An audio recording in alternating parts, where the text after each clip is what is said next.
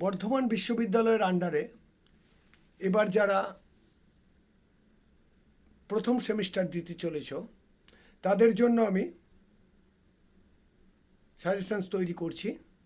আজকে যে সাজেশনস দেবো সেই সাজেশনসটা হচ্ছে এডুকেশন মেজর সাবজেক্টের উপরে সাজেশনসগুলো। তা আমি যে সাজেশনসগুলো তৈরি করেছি সেগুলো তোমরা তো নিশ্চয়ই করছো। আজকে যে এডুকেশন অর্থাৎ শিক্ষা বিজ্ঞান সাবজেক্টের যে মেজর সাবজেক্টের যে সাজেশনসগুলো দেবো, যাদের এডুকেশন মেজর আছে তারা এই প্রশ্নগুলো একের পর এক নোট ডাউন করে নাও আর ভালোভাবে ফলো করে যেও। এই প্রশ্নগুলো ভালোভাবে মুখস্থ করে যেও, তোমরা একদম দুর্দান্তভাবে কমন পাবে, অবশ্যই কমন পাবে। প্রত্যেকটা প্রশ্ন আমার বাছাই করা আছে, ভালো ফল পাবে তোমরা। সমস্ত প্রশ্ন তোমরা নোট ডাউন করে নাও, দিয়ে তৈরি করে নাও প্রশ্নগুলো। আমি মান 5-এর এবং মান 10-এর যে সমস্ত প্রশ্নগুলো করেছি সে প্রশ্নগুলো আমি একে একে বলে যাচ্ছি, তোমরা একটু নোট ডাউন করে নাও। এই প্রশ্নগুলো নোট ডাউন করে তোমরা তৈরি করে নাও প্রশ্ন কটা। তা মান 5-এর যে সমস্ত প্রশ্ন রেখেছি আমি সে প্রশ্নগুলো বলছি। এডুকেশন মেজরের প্রথম প্রশ্ন 1 নম্বর মান 5-এর, শিক্ষার সংকীর্ণ অর্থ ও ব্যাপক অর্থ বলতে কি বোঝো? উভয়ের মধ্যে পার্থক্য লেখো। মান 5-এর 2 নম্বর প্রশ্ন, সমাজ পরিবর্তনের হাতিয়ার হিসেবে শিক্ষার ভূমিকা আলোচনা করো। আর শিক্ষা কি সমাজ পরিবর্তনের হাতিয়ার? এ প্রসঙ্গে তোমার মতামত দাও। মান 5-এর 3 নম্বর প্রশ্ন রেখেছি, শিশু কেন্দ্রিক শিক্ষা কাকে বলে? এই শিক্ষায় শৃঙ্খলার প্রয়োজনীয়তা আলোচনা করো। মান 5-এর 4 নম্বর প্রশ্ন, খুব ভাইটাল প্রশ্ন এবারের জন্য, আদর্শ শিক্ষকের দায়িত্ব ও তার করণীয় কার্যাবলীগুলি লেখো।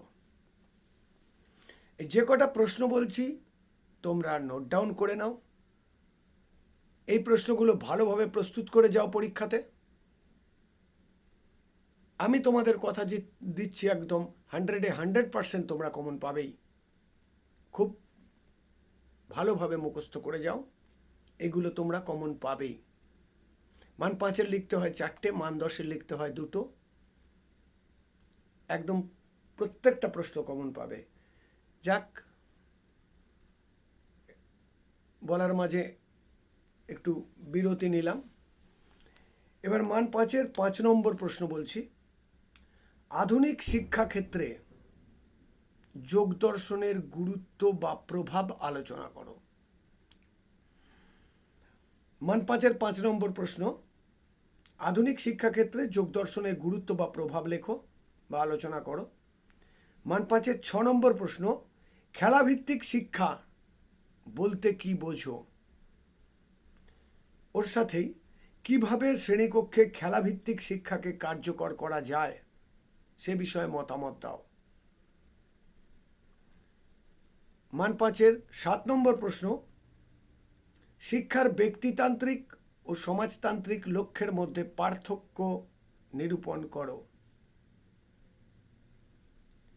মান 5-এর 6 নম্বর প্রশ্ন, পাঠ্যক্রম কাকে বলে? পাঠ্যক্রম ও পাঠ্যসূচির পার্থক্য তুলে ধরো। মান 5-এর 9 নম্বর প্রশ্ন, সহপাঠক্রমিক কার্যাবলী কাকে বলে? শিক্ষাক্ষেত্রে সহপাঠক্রমিক কার্যাবলীর প্রয়োজনীয়তা লেখো। মান 5-এর লাস্ট অর্থাৎ 10 নম্বর প্রশ্ন, শিক্ষাক্ষেত্রে মন্তেশ্বরী পদ্ধতির বৈশিষ্ট্যগুলি আলোচনা করো। এই পদ্ধতির 2টি ত্রুটি লেখো। এই গেল মান 5-এর প্রশ্ন কটা। তোমরা স্নেহের যে সমস্ত ছাত্রছাত্রী আছো, আমার উপর ভরসা করে এই প্রশ্ন কটা তোমরা করে যেও। মান 5-এর অবশ্যই কমন পাবে। এরপর মান 10-এর যে প্রশ্ন কটা আমি তৈরি করেছি সেগুলো বলছি, তোমরা প্লিজ নোট ডাউন করে নাও। মান 10-এর 1 নম্বর প্রশ্ন রেখেছি, শিক্ষার প্রকৃতি ও পরিধি আলোচনা করো। শিক্ষার স্বরূপ মানে প্রকৃতি ও পরিধি আলোচনা করো। মান 10-এর 2 নম্বর প্রশ্ন, ব্যক্তিতান্ত্রিক ও সমাজতান্ত্রিক শিক্ষা কাকে বলে?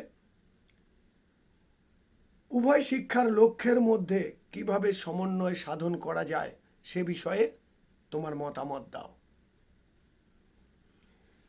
মান 10-এর 3 নম্বর প্রশ্ন, শৃঙ্খলা বলতে কি বোঝো?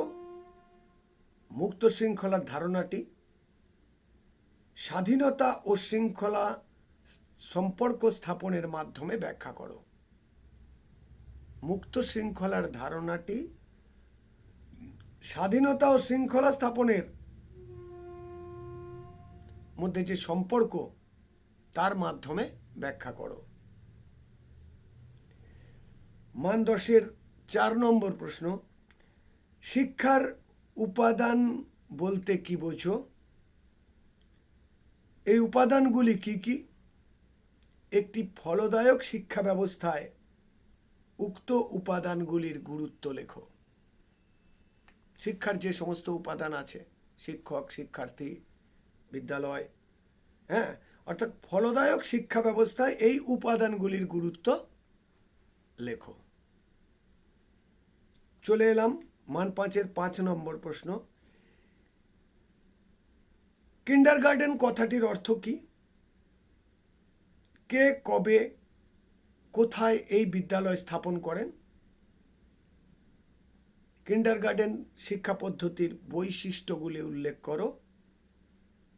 ওর সাথেই এই জনপ্রিয় শিক্ষা পদ্ধতির 2টি ত্রুটি উল্লেখ করো। আর মান 10-এর সর্বশেষ প্রশ্ন 6 নম্বর, আধুনিক শিক্ষাক্ষেত্রে ন্যায় দর্শনের প্রভাব সবিস্তারে আলোচনা করো। তা যে কটা প্রশ্ন আমি তোমাদের দিলাম, এ কটা প্রশ্ন তোমরা করে যেও ভালোভাবে। তোমাদের সামনেই প্রথম সেমিস্টার পরীক্ষা। আমার আশা তোমরা এই প্রশ্নগুলো করে গেলে সমস্ত প্রশ্ন তোমরা কমন পাবে, খুব ভালোভাবে লিখে আসতে পারবে। তো চলো, বেস্ট অফ লাক। নিশ্চয় নোট ডাউন করে নিয়েছো। কেমন প্রস্তুতি হচ্ছে আমাকে কমেন্টে জানিও।